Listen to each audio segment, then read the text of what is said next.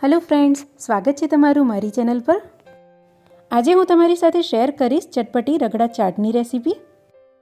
ઘરમાં રહેલા સાદા મસાલાઓથી જ આપણે રગડા ચાટ બહુ જ ટેસ્ટી અને ચટાકેદાર બનાવીશું। બહાર આપણે જે લારી પર રગડા ચાટ ખાઈએ છીએ એનાથી પણ વધારે ટેસ્ટી આ રગડા ચાટ બનશે અને જોતાં જ ખાવાનું મન થઈ જાય એવી આ રગડા ચાટ બને છે। અને રગડા ચાટ બનાવવાની આ બહુ જ સહેલી રીત છે, જેથી તમે આને વારંવાર બનાવવાનું પસંદ કરશો। રગડા ચાટ બનાવવા માટે મેં અહીંયા 1 કપ સફેદ વટાણાને રાત્રે ડૂબાડૂબ પાણીમાં પલાળી દીધા હતા। જો તમારી પાસે સફેદ વટાણા ના હોય તો સૂકા લીલા વટાણા પણ લઈ શકો છો। તો વટાણા આપણા સરસ ફૂલી ગયા છે, તેને ધોઈને આપણે એક પ્રેશર કુકરમાં નાખી દઈશું અને સાથે જ આપણે 2 મોટી સાઇઝના બટાકા પણ છોલીને આમાં નાખી દઈશું। હવે આમાં આપણે 3 ગ્લાસ ભરીને પાણી નાખીશું, ટેસ્ટ મુજબ મીઠું અને અડધી ચમચી હળદર નાખીશું। એકવાર સારી રીતે આને હલાવી લઈએ। હવે આપણે કુકરનું ઢાંકણ લગાવીને આને ગેસની ઉપર ચડાવી દઈશું। હવે 3 થી 4 સીટી આવી જાય ત્યાં સુધી આને આપણે બોઇલ કરી લઈશું। આપણા વટાણા અને બટાકા બોઇલ થાય છે ત્યાં સુધી આપણે ઝટપટથી બટાકાની ટીકી બનાવી લઈશું। બહાર આપણે જ્યારે રગડા ચાટ ખાવા જઈએ છીએ તો ત્યાં પણ આ રીતે સિમ્પલ ટાઈપની ટીકી બનાવવામાં આવે છે। તો એવી જ ટીકી બનાવવા માટે મેં અહીંયા 500 ગ્રામ બટાકાને બાફીને આ રીતે મેશ કરી લઈશ। તો આપણા બટાકા સરસ મેશ થઈ ગયા છે। હવે આપણે આમાં ટેસ્ટના હિસાબે મીઠું નાખીશું, 2 ચમચી જેટલો કોર્નફ્લોર અને 4 થી 5 ચમચા જેટલો બ્રેડ ક્રમ્સ નાખીશું। હવે આને આપણે સારી રીતે મિક્સ કરી લઈશું। તો આ ટીકી બનાવવામાં બસ આટલા જ મસાલા જાય છે।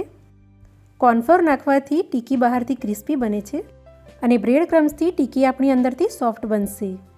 તો સારી રીતે આને મસળીને મેં મિક્સ કરી લીધું છે।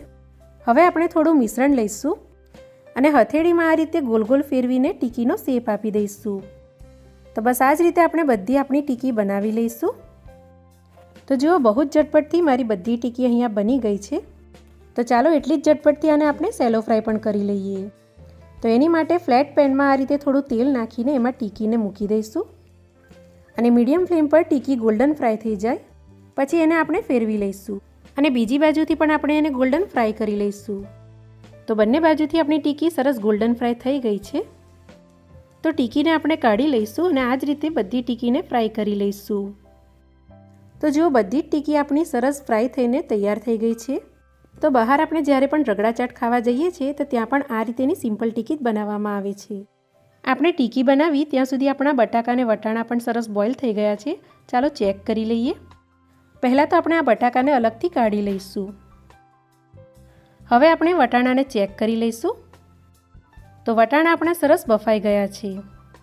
હવે આને આપણે એક સાઈડ પર કરી દઈશું અને આપણે જે બટાકાને અલગ કાઢ્યા હતા એને આ રીતે આપણે મોટા મોટા મેશ કરી લઈશું અને બટાકાના મોટા મોટા ચંક આમાં રહે એ રીતે બટાકાને આપણે મેશ કરવાના છે। તો ચાલો હવે આપણે રગડો બનાવી લઈએ। તો એની માટે મેં કઢાઈમાં 1 ચમચી જેટલું તેલ લઈ લીધું છે। રગડો બનાવવામાં તેલ ઓછું જ જાય છે। હવે આમાં આપણે 1 ચમચી જેટલી આદુ અને મરચાંની પેસ્ટ નાખીશું।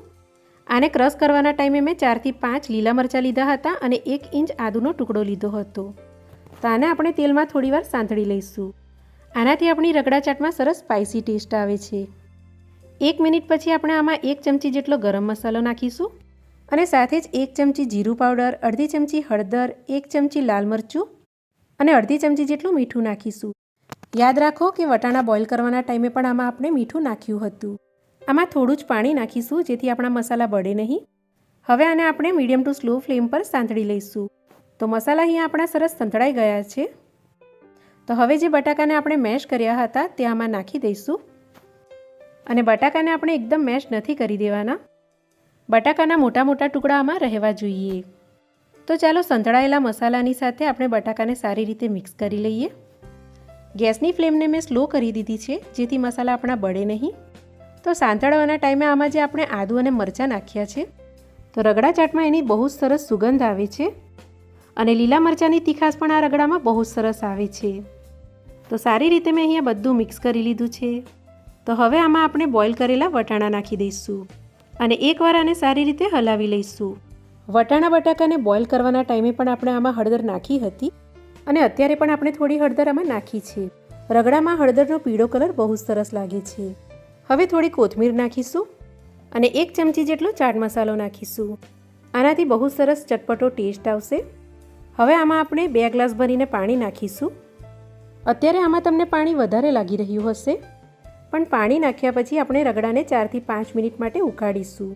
તો રગડો આપણો જેટલો ઉકળશે એટલો ટેસ્ટી બનતો જશે અને રગડો આપણો થોડો થીક પણ થઈ જશે, કેમ કે આમાં આપણે બટાકાને મેશ કરીને નાખ્યા છે।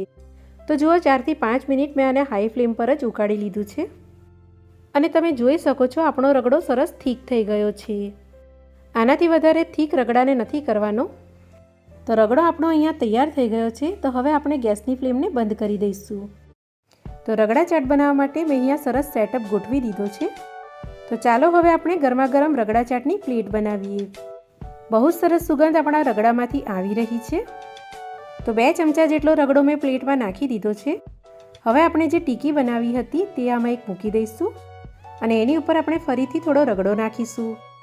હવે આની ઉપર આપણે ગોળ આંબલીની ખાટી મીઠી ચટણી નાખીશું। એની ઉપર આપણે લીલા ધાણા મરચાંની ગ્રીન ચટણી નાખીશું।